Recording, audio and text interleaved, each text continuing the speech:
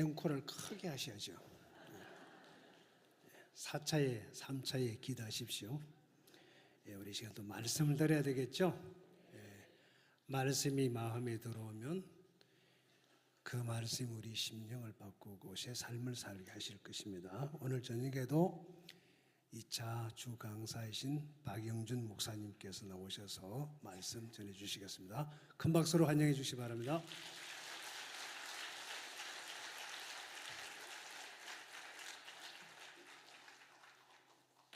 키 큰 것이 꼭 제 같습니다.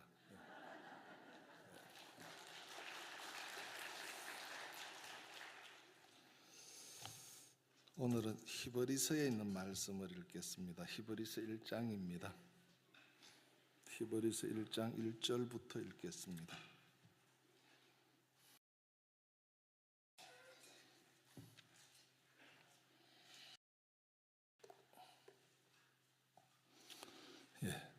옛적의 선지자들로 여러 부분과 여러 모양으로 우리 조상들에게 말씀하신 하나님이 이 모든 날 마지막에 아들로 우리에게 말씀하십니다.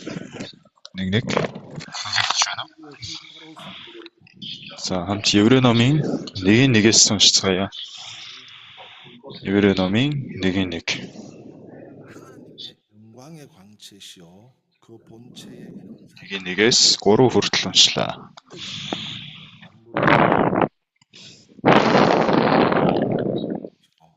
높은 곳에 계시 Юунаас төрүүлж ярихаа сайн мэдэхгүй байна.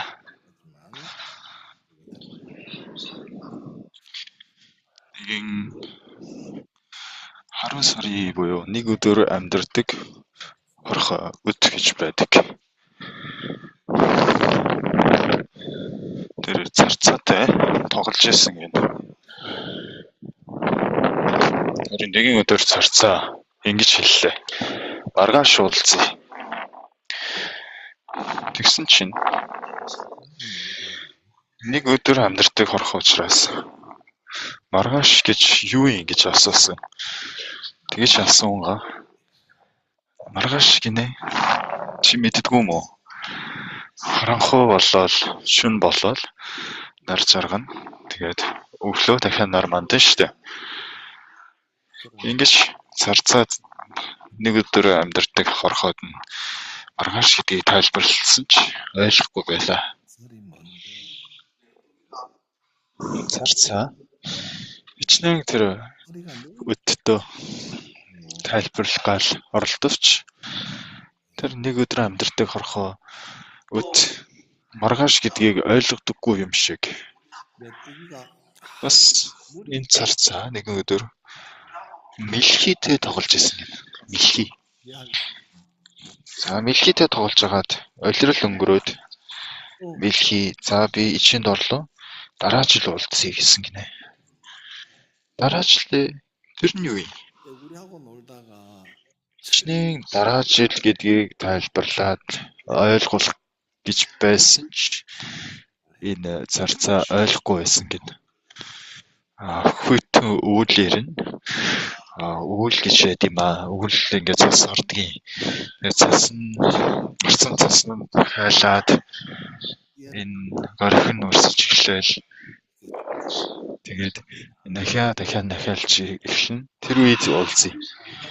Хичнээн дараа жилийг тайлбарлах гэж байсан ч энэ царцаа маргааш дараа жил гэдгийг ойлгохгүй байсан гинэ.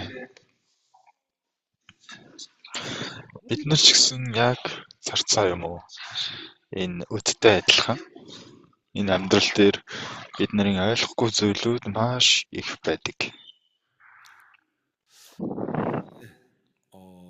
인생을 살면서 사실 Нэгдүгээр шатны ертөнц гэж та бүхэн сонсч ирсэн мэдэхгүй байна.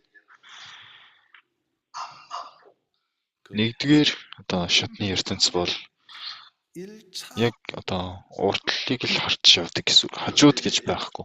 Ганцхан чиглэлтэй.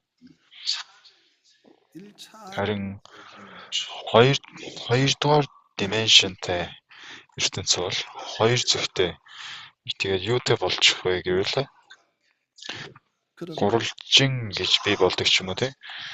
차적 Одоо нэгдүгээр dimension болохоор нэг шулуун байдаг байсан бол одоо хажуу тийшээ бас өнцөг бий болж гурвалжин гэж бий болно гэсэн үг. Тэгэхээр нэгдүгээр dimension-ийн хүмүүс 좌우가 хоёрдугаар dimension-ыг ойлгохгүй гэсэн үг.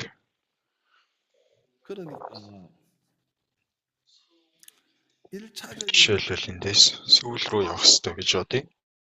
Харин ганцхан автобусаар л сүүл ордог байсан хүмүүс дандаа л автобустайгаа л явдаг учраас. 우리가 이제 여기서 Тэгэхээр автобуснаас өөр тээврийн хэрэгсэл ашиглаж үзээгүй мэдэхгүй гэсэн үг. 어떤 사람 Харин хоёрдугаар түвшний хүмүүс 버스만 타고 энэ автобуснаас гадна таксиас байдаг юм биш үү? 버스 Үгүй энэ чинь галт тэргээр бас явж болт юм биш үү? Заримдаа таксигаар ч явна, машинаар ч явна, вагоноор ч явдаг болно гэсэн. 택시도 있네. Харин 3 дугаар түвшин гэвэл орон зай гэж бий болно. Өөр түвшин учраас.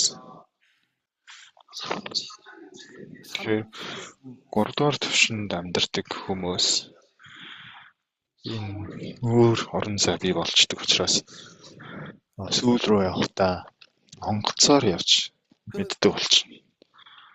3차적인 세계에 사는 За тэгэх юм бол 2 дугаар түвшинд амьдардаг хүмүүс 우를 가는 3 дугаар түвшинд амьдардаг хүмүүсийг ойлгох болов ойлгохгүй гэсэн үг.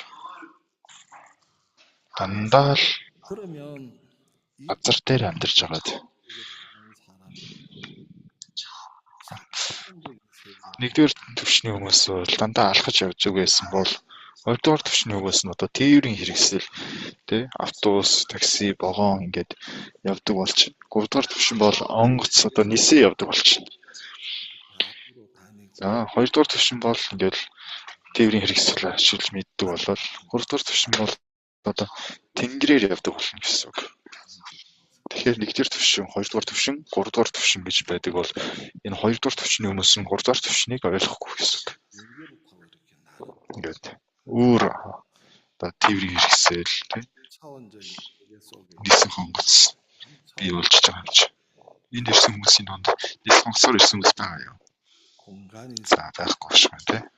해가 생기니까 За тэгээд 3 дугаар түвшний хүмүүс 비행기 타고 싶은 4-р түвшин ойлгохгүй. 겁니다. 그러니까 또 Урдаас харахад ингээд дух харагддаг штэ хүний. Харин урдаас харахад дагц харагдаж чадгүй.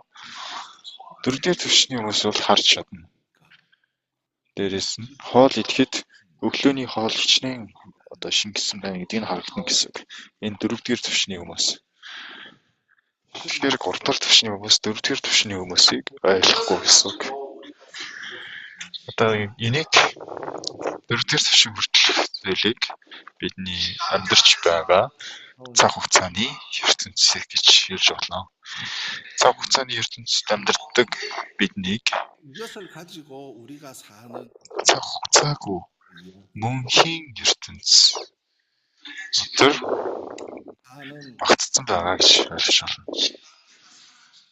За тэгээд багтцсан байгаа гэж ойлгох юм бол цаг хугацаа ямар ч утга учиргүй болно. Цаг хугацааны ертөнц дотор одоо цаг гэж байна, өнгөрсөн цаг гэж байна, ирээдүйд цаг гэж байгаа боловч 시간계가 мөнхийн ертөнц дотор орж юм бол өнгөрсөн цаг гэж байхгүй, ирээдүйд цаг гэж байхгүй, одоо цаг гэж л 문제가 있죠. байдаг болно гэсэн үг. 영혼계에 더해진 Тэгэхээр бид нар энэ 3 дугаар ертөнц, 3 дугаар түвшний ертөнц дотор амьдарч байвал 실제만 존재하는 거죠. энэ бидний амьдраад байгаа энэ ертөнцийг 3 дугаар түвшний ертөнц гэж үздэг. Ийм орон зай бий болчтой учраас бидний одоо амьдарч байгаа энэ орон зай бол миний нүдэнд шууд орж ирж байгаа тийм. Нэг нүдээр хараад заал дах хүмүүс харагдаж байгаа. За гэхдээ цаг хугацааны ертөнц мөнхийн ертөнц дотор багтчих юм бол 눈에 цаг хугацааны ертөнц байхгүй болно. Тэгээд мөнхийн ертөнц л үлдэнэ гэсэн үг. 내가 Энэ 영원히 мөнхийн ертөнц бол өөрөөр хэлбэл 꺼져 버리는 거예요. одоо цаг ижил байдаг ертөнц. 이게만 남는 거예요. Тэр бурхан 그 영혼계는 энэ ертөнцийг 바로 бүгдийг эхнээс нь дуустал харж байгаа гэсэн үг. Бурхан бол эхлэл ба төгсгөл гэсэн. Эхлэл номноос ахуулан ертөнц тэнгэр газрыг бүтээжээ гэдэг хэсгээс ахуулаад энэ ертөнцийг дуусах тэр халих өдөр хүртэл ертөнцийн төгсгөл хүртэл бурхан шууд бүгдийг харж байгаа гэсэн үг. 이 세상 여러분 휴거당할 때, 이 세상이 끝날 때 Тэгэхээр та бүхэн 까지를 한눈에 하나님 보고 계시는 거예요. галтрын 여러분이 галтрын 그 огооны 통 одоо 센터가 한국에 төв центр Галчон гэдэг газар байдаг. Тэр центрт очиод харах юм бол өдөрт 3,000 тэрэг гал тэрэг хөдөлдөг гинэ. За тэгээд нэг өдөр дотор хөдлөх 3,000 тэргүүдийг гал тэргүүдийг тэр центр дотор шууд дэлгэцнээс харж болдог гэж байна. Тэрэн шиг цаг хугацааны ертөнц дотор амьдарч байсан бид нар мөнхийн ертөнц дотор багтчих юм бол бурхан ертөнцийн эхлэл болон төгсгөлийг шууд хардаг бурхан. Би бол альфа болон омега гэж хэлсэн. Бурхан ертөнцийг бүхлээр нь харж байгаа гэж хэлсэн шиг. Тэр гал тэргийн центрээс харах юм бол 3,000 гал тэргүүдийг бүгдийг харж яадаг гэсэн шиг. Өнөөдөр бурхан та бүхэн энэ сууж байгаа бүх хүмүүсийг би харж байгаа юм шиг харж байгаа гэсэн үг. Бүгдийг харж байгаа гэсэн үг. Бүгдийг. 여기 앉아 있는 여러분을 Бид нар Библийг уншиж үзвэл Библиэлд тийм үг их байдаг. Бурхан биднийг харж байгаа гэсэн үг Библиэлд маш их гардаг. Иохан номын 4-р бүлэгдэр Самари эмэгтэй аврал авах үед гэрчлэл хийсэн. Би хэн яаж аврагдсан талаар гэрчлэлийг хийдэг байхгүй юу? Харин тэр гэрчлэлийн агуулга нь би өөрийгөө тодорхой мэддэг бурхантай уулзлаа гэж гэрчлэл хийж байгааг гарч ирнэ. Би надыг тодорхой мэдж байдаг тэр бурхантай би уулзлаа гэж.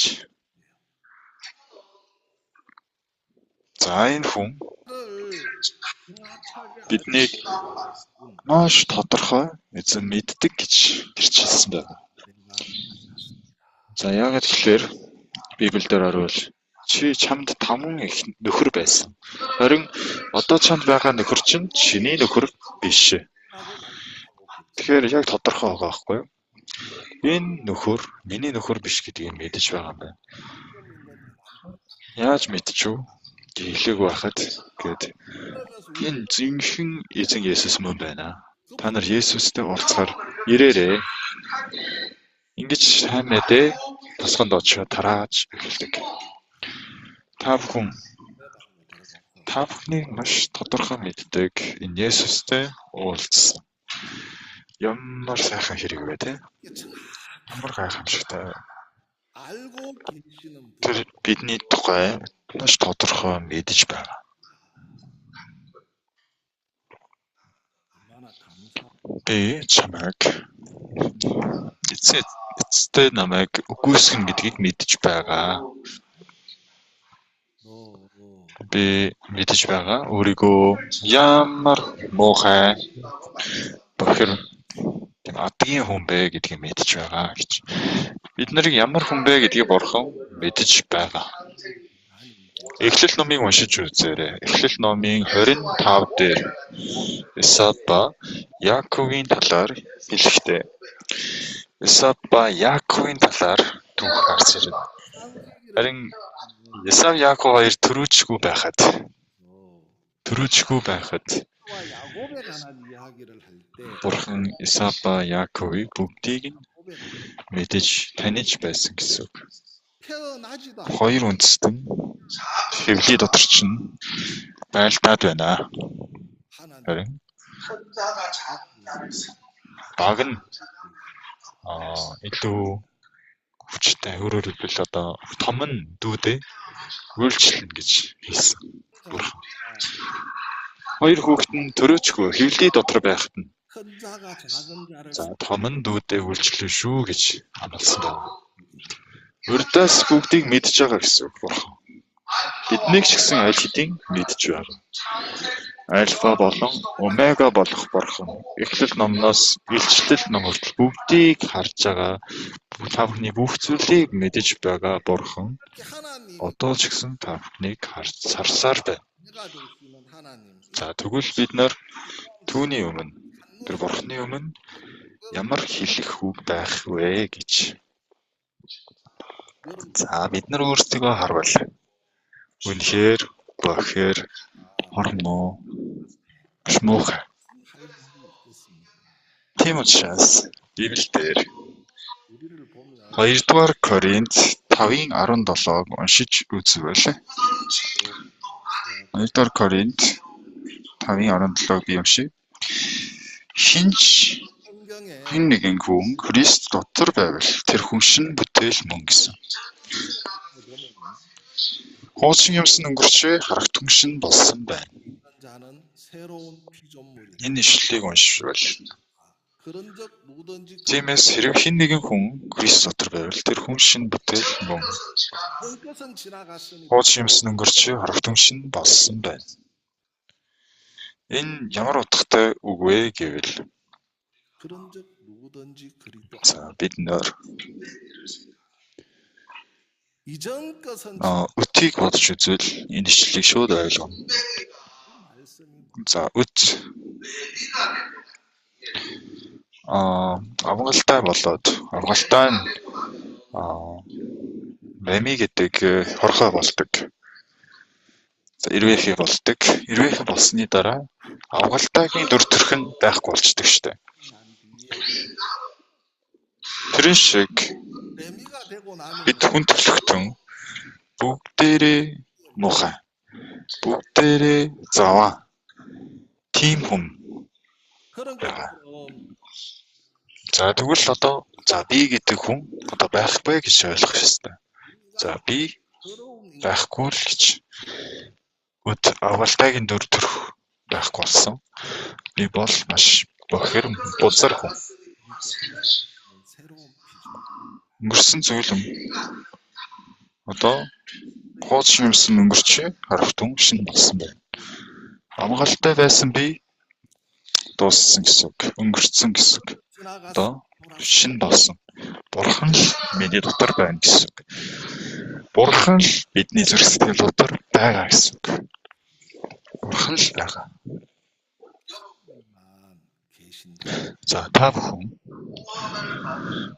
авралыг авбал 우리 бидний дотор, миний дотор Есүс байна. Өөрөөр хэлбэл би үссэн, дууссан гэсэн үг. Ямар сайхан зүйл вэ те? Хуучны би, муухай би, заваан би. Одоо би гэж байхгүй болсон. Одоо шинэ бүтээл болсон. Би гэдэг хүн Бурханы өмнө ариун болсон. Би үрд төгс болсон. Би цэвэр болсон. Би одоо шинэ бүтээл болсон. 거룩 Ямар талархав штэ гэж. 나 Тиймээс өнөөдөр Еврей ном бидэнд юу зааж өгч байгаа вэ гэвэл Бурхан ингэм нүглийг цагаатгсан гэж хэлж байгаа. 오늘 히브리서는 뭘 가르쳐주고 있는가? Ингэм нүглийг цагаатгсан Бурхан аль хэдийн бидний бүх гэм нүглийг ариусгаж цэвэрлэсэн гэж. Бурхан бидэнд би чиний дуугийн шин бүгд шийдсэн байгаа. 사모으셨다.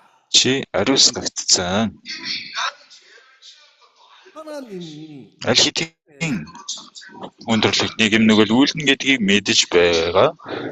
Аль хэдийн Петр шиг гэм нүгэл үүлнэ гэд Петр үгүйсэхээ мэдэж байгаа.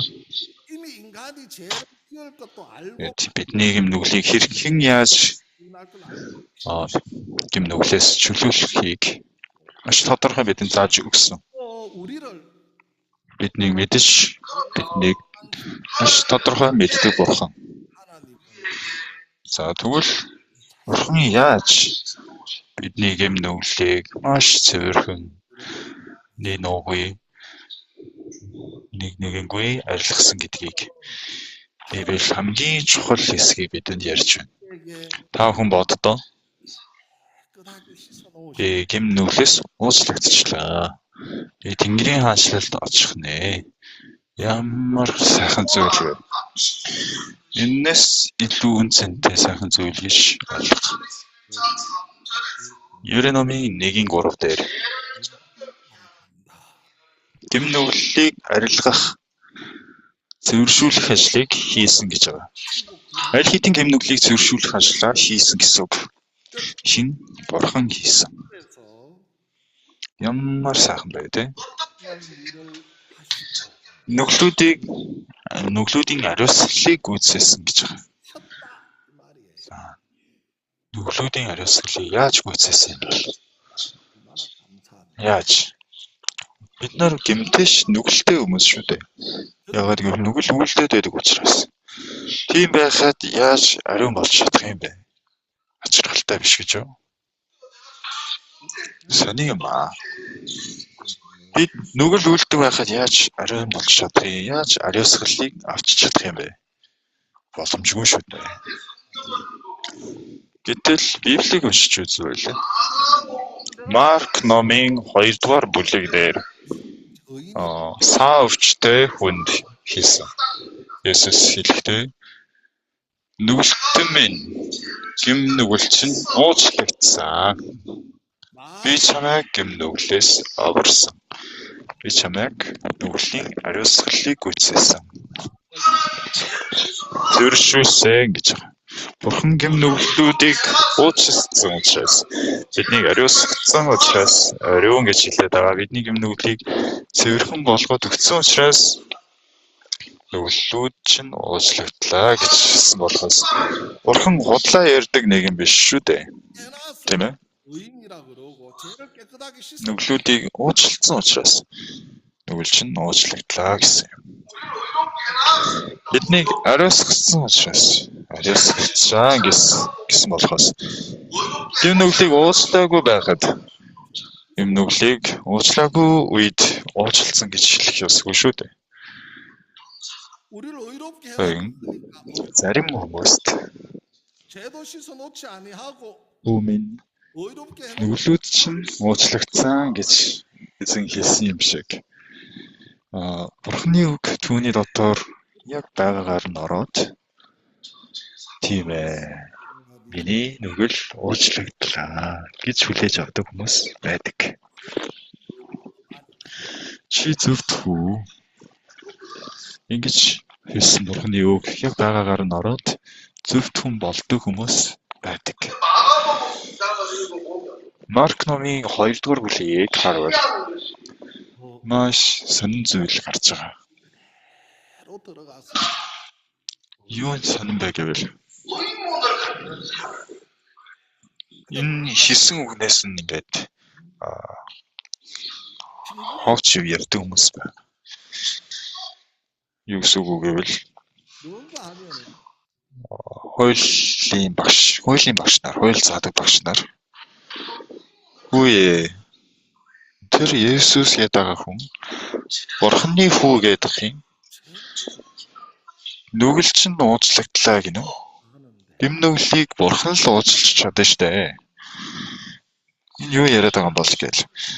Тэгээд юу гэж хэлсэн бэ гэвэл за нүглийг ууцлая гэвэл хонь дагуулж ирэх ёстой. За дээрээс нь ариун газарт очиод хоньны толгоон дээр хоёр гараа тавиад нүглийг шилжүүлээд тийм одоо ёслол хийж гэм нүгэл уучлагдсан штэ.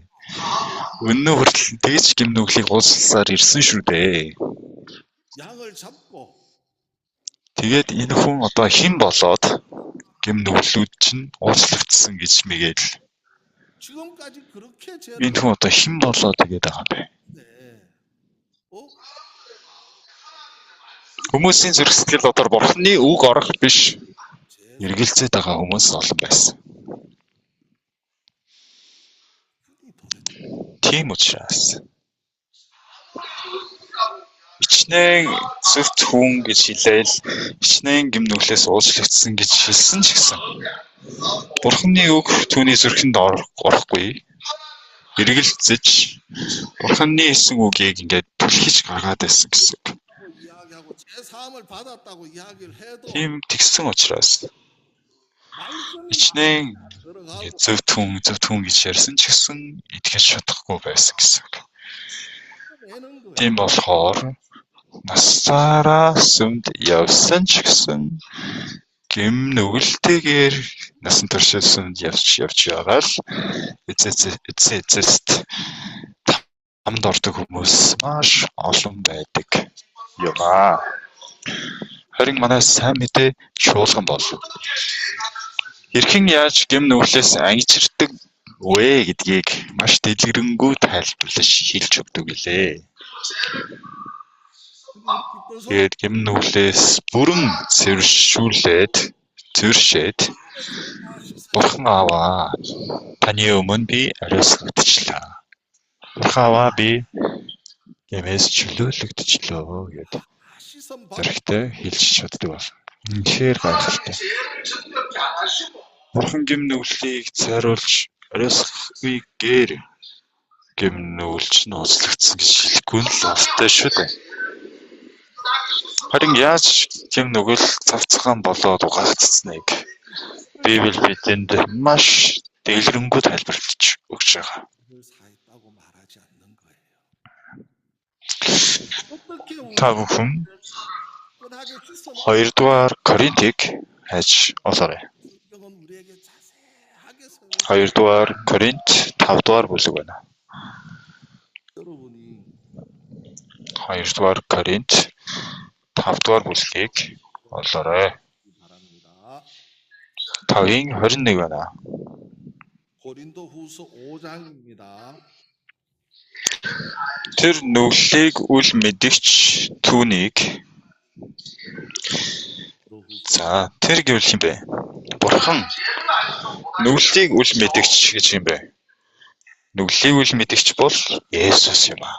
알지도 Есүс бидний төлөө бидний оронд гэсэн үг. Энэ цууж байгаа та бүхний оронд 못해요. гэм нүгэл болгосон юм гэсэн байна. Нүгэл болгосон гэдэг нь Есүс өөрөө нүгэлтэн болцсон нь болсон учраас гэж байгаа. Нүглийг үл мэдгч Есүс бидний төлөө нүгэлтэн болцсон нь гэж ойлгож байна. За хизээ нүгэлтэн болсон бэ? Хизээ нүгэл болчихв. Есүс хизээ нүгэлтэй болцсон бэ? Ерөөсөө нүгэл гэж мэдчихгүй байсан. Тэр Есүсийн дэлхийд мэндэлсэн. Харин хизээ нүгэлтэй болсон бэ? Тийм ээ. Манай сайн мэдээ чуулганы итгэгч нар бол 죄를 알지 энийг мэддэг гэрээ бусад нэс өөр. За нүглийг мэддэг байсан Есүс. 달라요. Энэ Есүс баптизм явахын 죄가 없는 хоёр гараа толгой дээр тавиулаад гэм нүглийг шилжүүлсэн тийм ээ. Шилжүүлэн авсан. 세례를 통해서 Есүс баптизмыг аваад ертөнцийн бүх гэм нүглийг өөртөө өөрсөн гэсэн үг. Тэр үед баптизм явахын хэлсэн үг байгаа. Та хүн бүгд мэддэг бах тийм. ертөнцийн нүглийг өөрөгч бурхны хоргийг харах түн. 그때 За 요한 ертөнцид нүгэлгүйгээр төрсөн Есүс. 세상 харин энэ үйл